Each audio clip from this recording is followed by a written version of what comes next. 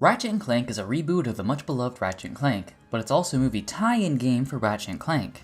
I never played Ratchet and Clank before, so it seemed as though this would be a good time to start. I just have to remember which of the many Ratchet and Clanks I was talking about. It's this one. The one I started the intro with.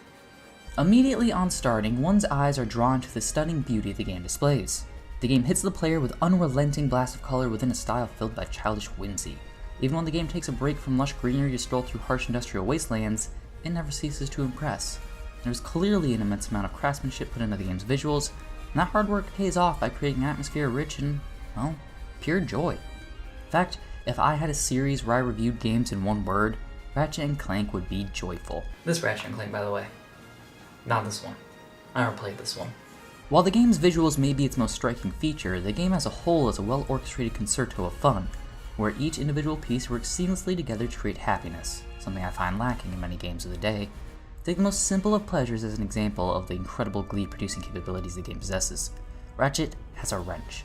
Out in the world, there are boxes. Take Ratchet's wrench and hit the boxes. How many boxes? All of the boxes. Out from their smashed remains comes flying towards the player an abundance of gears, cogs, and bolts. And what are these for? Money! Smash boxes, get paid. That's how Ratchet rolls. Imagine hitting a pinata full of cash and try not to smile. I'm not even materialistic, but even still, that's one satisfying thought. When you're not smashing boxes and making millions, there are enemies to shoot with a variety of unique weapons. More than standard machine guns and rocket launchers, the game provides genuinely interesting tools of destruction, which I realized only after writing those words that Tools of Destruction was a subtitle for one of the previous games. Oh well. A typical combat scenario for me involved throwing out a Groovatron orb to stun my enemies. Only they're not stunned, they're locked in a state of dance, making them vulnerable to the pixelizer, turning their entire being into a mess of bits. Or I just burn them.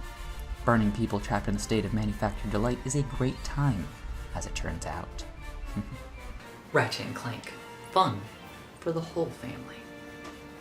The game is finely paced, breaking up the fighting or small platforming sections. It's pretty standard stuff. Jumping, double jumping, and swinging are the most common methods of traversal. It may not be the most inventive in this field, but the game controls well, and that's all I can really ask for. Occasionally the player is given access to a jetpack, which spices the whole formula up quite a bit. Shooting and flying go hand in hand, and so these sequences tend to be the game's highest points. In addition to adding another dimension to combat, it's satisfying to unlock a jetpack and easily zip across levels one had to carefully explore before. I only wish the game had more than a handful of these jetpack levels. Though the game's blissful pacing does come to a halt from time to time, chiefly in the form of puzzle segments. Title sharer Clank is characterized as the more thoughtful and intellectual type, because he is a robot. So, while Ratchet gets to shoot and fly around, Clank segments are much slower. To get through these Clank puzzles, one must use an assortment of robots to power doors, make bridges, or jump to higher platforms. Every robot can switch between these three tasks, so the puzzle comes from having a limited number of robots and finding the correct way to use them. Usually it's just a matter of figuring the correct order of operations. They start off easy and simple, but do get more challenging as the game progresses.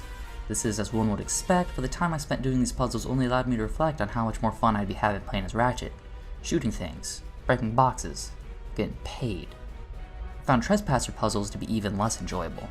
To open certain doors, the player has to unlock them by rotating circles of lasers. One must aim the lasers at targets while keeping in mind that most circles also have blocks on them which stop the lasers from hitting their targets. It's a matter of lining these lasers up while maneuvering the blockers on the other layers out of their way. It's easier said than done. In fact, these puzzles can get pretty difficult towards the end. The game actually allows you to skip them if they're too challenging. Being stubborn, I never skipped one and ended up spending much more time on them than I actually wanted to. Maybe that's my fault, but being able to skip parts of the game gives the impression that the developers themselves aren't confident in the mechanic. Or maybe at some point there is a realization many young children will end up with the game, and being able to skip the more challenging puzzles prevents them from being frustrated and stuck. Either way, these puzzles are the weakest part of the game. They're the kind that make you feel dumb instead of making you feel smart. All I wanted to do was get back out to the battlefield, partially because I'm a bloodthirsty maniac deep down inside, but also because I wanted to keep upgrading my weapons. The more you use a weapon, the stronger it gets. Higher level weapons even change how the weapon fires. Standard pistol weapon will grow from its single shot origins to having a 3-shot spread. A high level Groovatron will explode after its song is complete. The flamethrower will make enemies explode on death. The Predator missile launcher will have smaller missiles break off to create more explosions. Explosions are a fairly common motif. There are actually multiple upgrade mechanics at work. The one I just described where the guns become deadlier as they're used, but there's also an upgrade hex map to manipulate ammo capacities and the like. Some hexagons are a mystery though. Unlocking their surrounding upgrades will unlock them, which is exponentially entertaining and powerful if multiple mystery hexes are surrounded in one go, unlocking multiple perks at once. Ooh. Ratchet and Clank is upgrade crazy. A third way to get new passive abilities is to collect cards. Either they'll be out in the world to be found, or enemies will drop them. When a set is filled, the player gets an extra perk. These cards showcase weapons and characters from across the entire Ratchet and Clank franchise, so they can also be a bit informative as well as helpful in practicality. The extra perks these cards give usually involve multiplying the amount of money earned, which is immensely useful when the game is completed and the player enters challenge mode, which is essentially a new game plus with more challenging enemies to face off against the player's highly leveled arsenal. At this point, the player needs to purchase Omega weapons, the more powerful versions of the starting weapons. These weapons can be even further leveled. So yeah, there's a ton to do in Ratchet and Clank. In the midst of it all is the story of the hope-filled Ratchet as he endeavors to become a galactic ranger and protect the galaxy. Failing his initial tryout, he comes across Clank, who just escaped the factory of Chairman Drek. Clank explains this chairman is plotting evil and that he must warn the rangers of this evil. So Ratchet and Clank journey forth, become rangers, and fight the plotted evil. It's a simple tale, but also an enjoyable one. It's told from the perspective of Captain Quark, who is envious of Ratchet's abilities and his quick rise to fame. This framework allows for some fun little jokes. Lombax displayed a flagrant disregard for public property. Look at him smashing crates. The hubris. Its writing tries to focus on humor that's a bit hit or miss, but through it all it maintains a theme of lighthearted adventure. Oddly, it walks the line of being a reboot of the original PS2 game while also serving as a tie-in for the movie. The result is a main through line following the film with a few subplots removed or reduced and replaced with whole sections never seen or discussed in the film. It walks this line pretty well. Watching the movie doesn't spoil the game, nor does the game make the movie feel repetitive.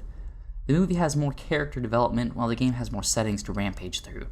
They both offer a slightly different experience, better suiting their respective mediums. The game will switch back and forth between using footage from the film and using in-engine cutscenes, which can be a bit jarring if you know where to look. Other than that, and some in-game allusions. You know, the game based on that incident with you and that Lombax. Oh, you must mean the hollow film. Yeah, it's pretty good, if you like all CG. There'd be no telling this was a movie tie-in game if no one told you. Ratchet and Clank, this one,